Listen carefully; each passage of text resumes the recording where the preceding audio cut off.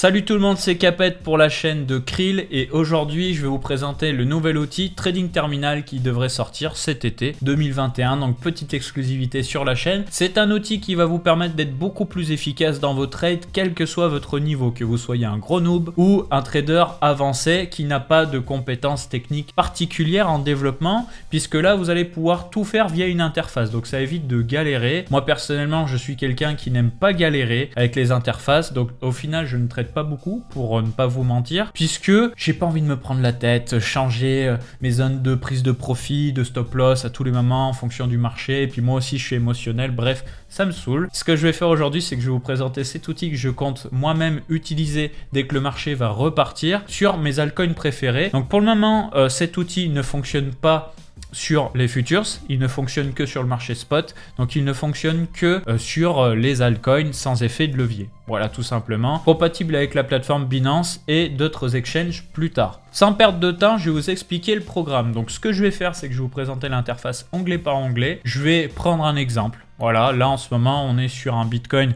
qui est en plein range. C'est ce qu'on voit juste ici dans le rectangle bleu. Qu'est-ce que ça veut dire? Ça veut dire que en fait, on a un prix du Bitcoin qui rebondit entre la borne basse et la borne haute du range. Là, on a une baisse de volatilité en ce moment. On s'attend peut-être à une cassure brusque, soit par le bas, soit par le haut de ce range. Eh bien, c'est l'occasion de profiter de ce range pour tenter une petite stratégie. Donc moi, ce que je vous propose pour l'exemple aujourd'hui, ce serait de se dire, eh bien, on achète en bas de ce range. Voilà, donc c'est la zone marquée en vert juste ici. Et on prend des petits profits un peu plus haut par palier. Donc là, j'ai 3 prises de profit. Donc une de 34%, une de 33%, une de 33%. Donc en gros, on coupe la poire en 3 avec un stop loss un petit peu en dessous de ma zone d'entrée. C'est-à-dire que, eh bien, si le prix du Bitcoin chute trop fort par rapport à mon prix d'entrée, eh bien, je vends à perte. C'est pas grave, j'assume ma perte. Donc c'est tout l'intérêt en fait. C'est toujours de calculer un risque et un potentiel gain et de prendre une décision en fonction de ça. Donc si possible, une décision d'avance et vous allez voir que cette interface fonctionne à merveille pour ça. Donc ça vous évite d'y aller à la one again sur les marchés et de se dire « Oh bah je comprends pas, le truc était à 100 $ et puis il a chuté à 20, j'ai divisé la caisse par 5. » Non, parce que quand vous avez un stop loss, vous évitez ce genre de problème. Bon, écoutez, c'est parti, je vous montre l'interface dès maintenant. De haut en bas, je vous explique. Alors pour commencer déjà, vous choisissez la plateforme sur laquelle vous souhaitez vous connecter. Donc pour le moment, il n'y a que Binance de toute façon. Et ensuite, vous choisissez la paire de devises. Donc moi, pour l'exemple, je vais prendre le Bitcoin contre l'USDT. Si vous souhaitez prendre une autre crypto-monnaie, servez-vous, il n'y a aucun souci. Vous avez tout le choix de Binance ici. Donc franchement, il y a à boire et à manger en spot. Ensuite, une fois que ça c'est fait, vous allez choisir le montant que vous souhaitez jouer. Donc moi, par exemple, je veux jouer 100 $. C'est le minimum. Et ensuite, vous pouvez voir, il y a marqué Fuel et on me demande un montant en Krill. Donc si jamais le montant minimum est de 25 Krill, voilà, c'est écrit, ça fait un petit peu moins de 10 $. Donc il faut alimenter votre compte Krill en token Krill. Ces jetons s'achètent soit via la plateforme Krill directement, vous voyez en haut à droite, acheter du Krill, soit vous pouvez en acheter sur KuCoin. J'ai fait un tuto sur cette chaîne qui explique comment faire, vous avez le lien en description. Donc on va partir du principe, vous avez déjà des Krill sur votre compte. Ensuite, vous allez devoir définir un prix d'entrée. Donc là, vous avez plusieurs choix, vous voyez, vous avez range, limite, marché, stop order. Alors range, rapidos, c'est si jamais vous êtes dans une zone prix minimum, prix maximum. Moi personnellement, je vois pas trop l'intérêt de cette possibilité, mais vous, peut-être que vous en trouverez un intérêt. Non, moi, c'est plutôt les boutons limite et marché qui m'intéressent. Donc, limite, c'est si jamais vous voulez définir un prix précis. Donc, par exemple, un Bitcoin à 31 000 $ précisément, ou vous pouvez acheter directement au prix de marché. Donc là, au moment où je tourne cette vidéo, le prix de marché est de 34 520 $ sur Bitcoin. Donc là, à ce moment-là, on fait pas de petites économies, on rentre sur le marché bête et méchant. Top order, c'est la même chose que limite, c'est juste que votre ordre est pas visible sur le carnet d'ordre. Donc ça, c'est si jamais vous voulez faire les petits cachotiers. Par contre, l'avantage, c'est que du coup, vous pouvez éviter de vous faire avoir par certaines baleines. Par contre, il va faire un achat au prix de marché. Donc du coup, vous n'aurez pas tout à fait le niveau de précision que vous avez noté ici. Vous ne serez pas tout à fait au prix précis, mais ça, à la limite, j'ai envie de dire que c'est pas très grave. Donc voilà, vous choisissez. Moi, personnellement, je vous conseille de mettre un prix précis si vous voulez faire les choses bien pour rentrer. Ensuite, vous avez le take profit. Alors, take profit, prise de profit en français. Là, vous pouvez mettre jusqu'à 5 zones de prise de profit en cliquant sur les boutons ajouter un TP2, TP3, etc., etc. Vous voyez, à chaque fois que je clique, ce qui va se passer, c'est qu'il va me couper la poire en 2 ou en 3, etc. Ok, donc là, pour l'exemple, je vais mettre 3 zones de prise de profit. Là, vous avez le choix. Soit vous mettez un prix précis, donc nous, il nous en met par défaut, soit vous mettez un pourcentage précis. Donc par exemple, prise de profit à 3% au-dessus de la zone d'entrée, 6%, 9%. Là, c'est vous qui choisissez. Et si vous n'aimez pas mettre des valeurs à la main, sachez que vous avez aussi la possibilité, sur l'interface au-dessus TradingView, de faire du glisser-déposer. Ok ? Et vous voyez que ça change les prix en bas en temps réel. Et c'est la même chose pour la zone d'entrée. Hein. Si vous voulez mettre un prix d'entrée précis, même chose ici. Pour le stop loss, même chose. Tout ça, vous pouvez le faire en glisser-déposer. Donc ça, c'est vraiment bien. Si jamais vous avez fait votre petite analyse technique sur TradingView, imaginons, et que vous voulez faire un truc un peu plus carré que la moyenne, bah, c'est tout l'intérêt de cette interface. C'est pour ça que je vous ai dit que c'est pas de galère et quel que soit votre niveau. Bref, donc moi pour l'exemple, je vais faire quelque chose de précis pour faire genre. Je vais dire, hop, mon Bitcoin, c'est 31 000 $ et je vais prendre des profits à hauteur de 10, 15 et 20%. Voilà. Et 3 prises de profit, donc 34%, 33, 33. Vous pouvez très bien mettre 20, 20, 20 par exemple et laisser 15%, 40% sur le marché. Ça, c'est vous qui choisissez. C'est juste, il ne faudra pas l'oublier, il faudra bien revérifier sur votre compte Binance. Mais cette interface vous le permet, vous avez la flexibilité, il n'y a pas de souci. Ensuite, le stop loss. Alors, je prends ma respiration et je vais vous expliquer les stop loss parce que vous avez plusieurs options et elles sont vraiment cool. Bon, je vous explique toutes les options qu'il y a avec le stop loss. Alors, pour rappel, stop loss, c'est couper les pertes. Le but ici, c'est qu'il vaut mieux perdre un doigt que perdre tout le bras. Donc des fois, le marché ne va pas dans votre sens et c'est vraiment important de savoir placer ses stop loss. Et ça vaut aussi pour moi, hein, si jamais. D'où l'intérêt d'avoir un outil précis. Donc là, on reprend mon exemple. Hein. Je suis rentré à 31 000 $ sur le BTC. Donc si jamais je mettais un stop loss à 10% de ma zone d'entrée, je serais à 27 900 $.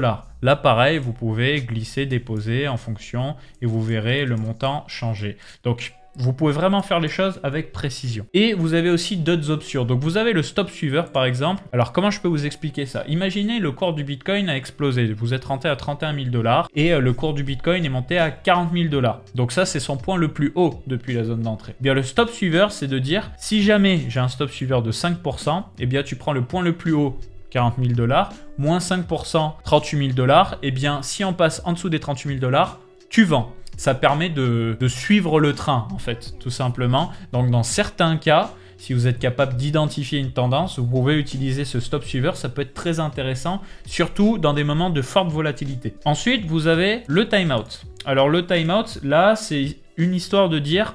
Des fois, le prix peut chuter en dessous d'une certaine zone, mais très rapidement. Donc vous pouvez dire, en secondes, je veux que mon prix du Bitcoin soit en dessous de cette zone un certain nombre de temps. Donc 300 secondes, ça fait 5 minutes. Si le prix du Bitcoin est en dessous de 28 210 $ pendant au moins 5 minutes, alors tu vends. S'il reste moins longtemps que 5 minutes, eh bien alors tu vends pas. Ça évite de se faire avoir dans des moments de flash crash, quand il y a des petites mèches, ou des petits bugs, etc., etc. Donc là, pareil, si vous y voyez un intérêt, n'hésitez pas à le configurer. Mais le plus intéressant, c'est surtout ça, comme on dit, le meilleur pour la fin, c'est Use Last TP as Stop Loss. Donc ça, je prends mes respirations, je vous expliquais. Donc je vous explique maintenant le fameux Use Last TP as Stop Loss. C'est un outil qui vous permet, cumulé justement avec cette interface de multiples prises de profit, de pouvoir adapter dynamiquement votre stop loss en fonction de l'évolution du marché. C'est-à-dire que là, bon, j'ai un premier stop loss à moins 10%, mais imaginons, je suis rentré sur Bitcoin, je parle au passé, hein, à 10 000 $. Et ensuite, j'ai mis plusieurs zones de profit. Vous voyez, j'en ai mis une à 20 000 $, une à 30 000 et une à 40 000. Eh bien, ce qui va se passer, c'est qu'à chaque fois que je vais passer un palier, l'ancien palier de prise de profit devient le stop loss. Donc là, au début, mon premier stop loss, c'est 9 000 $. Ok. Si je tape du coup, les 20 000 $, eh bien, ma zone d'entrée de 10 000 $ devient le stop loss. Ensuite, le take profit numéro 2 à 30 000 $, est tapé, eh bien, mon nouveau stop loss, ça devient les 20 000 $, etc., etc. Donc, ça vient par effet d'escalier, ça se fait automatiquement et ça vous permet justement de ne pas avoir à surveiller. Et ça, c'est sympa si jamais vous tradez des altcoins à forte volatilité. Je pense à ceux qui ont pour habitude d'utiliser la stratégie SHAD ou quelque chose d'accès similaire. Donc, par exemple, de vous dire, bon, eh bien, mon altcoin a vu son prix multiplié par 2, je vends 50%, donc je récupère la mise et ensuite, à chaque fois que ce reste va se multiplier par 2, je récupère 50%. Ça vous permet du coup de limiter votre exposition au marché si jamais la tendance se retourne, parce que vous voyez bien que les altcoins, c'est très volatile à la hausse comme à la baisse. Donc si vous avez justement cette rigueur dans votre plan de travail, ça peut être vraiment intéressant. C'est pour ça, je trouve cette option vraiment ouf si vous faites du trading sur des altcoins. Et ça marche très bien, bien entendu, sur le Bitcoin. Maintenant, vous savez tout au niveau des possibilités. Il reste un dernier petit truc qui s'appelle le Smart Link. Vous voyez en bas à droite. Donc, en fait, ce que ça fait simplement, eh bien, c'est que ça vous écrit tout ce qui a été fait. Si jamais vous voulez copier-coller sur votre Discord ou votre Telegram vos trades. Ça vous calcule aussi un ratio potentiel risque par rapport au potentiel gain. Donc, si possible, un gain qui est supérieur au risque. Donc là, vous voyez, par exemple, j'ai un risque de 1 pour un gain de 20. Donc ça veut dire que si ça passe, je suis vraiment le roi du pétrole. C'est toujours intéressant d'avoir un reward, donc un gain bien supérieur au risque. Et l'avoir sous les yeux, là c'est pareil, c'est sympa. Et ce que vous pouvez faire, c'est que vous pouvez générer un URL, vous voyez, et quand vous donnez cette URL à vos potes, en fait ce qui va se passer, attendez, hop, excusez-moi. Ce qui va se passer, c'est que s'ils ont un compte sur Krill, ça va charger automatiquement exactement les mêmes réglages que vous. Vous pouvez partager votre plan de trading terminal à vos potes. Donc ça, c'est vraiment sympa. Parce que du coup, vous pouvez tester des trucs, les partager avec des collègues, etc., etc. Et donc, une fois que tout ça c'est bon, que vous avez tout bien configuré, vous cliquez sur Start Trade, le bouton ici, et vous pouvez retrouver vos positions à tout moment. Moi, par exemple, vous voyez, j'en ai lancé une qui ressemble un petit peu à ce que je vous ai présenté, hop, où on voit justement une zone d'entrée voulue pour le Bitcoin à 33 000 $ et ensuite de différentes prises de profit un petit peu plus haut et un stop loss plus bas au niveau des 29 000 $. Je le fais tourner pour le LOL et puis on verra bien ce que ça donne. Voilà, donc j'espère que c'est assez clair en tout cas, il y a pas mal d'outils. N'hésitez pas vraiment à réécouter cette vidéo plusieurs fois et à regarder l'article que je vous mets en description qui vous explique les outils. Parce qu'une fois que ça c'est bien avalé, c'est bien compris, je pense vraiment que ça peut vous donner un avantage de ouf dans votre plan de trading. Dernière précision parce que je suis pas sûr d'en avoir parlé, si jamais le prix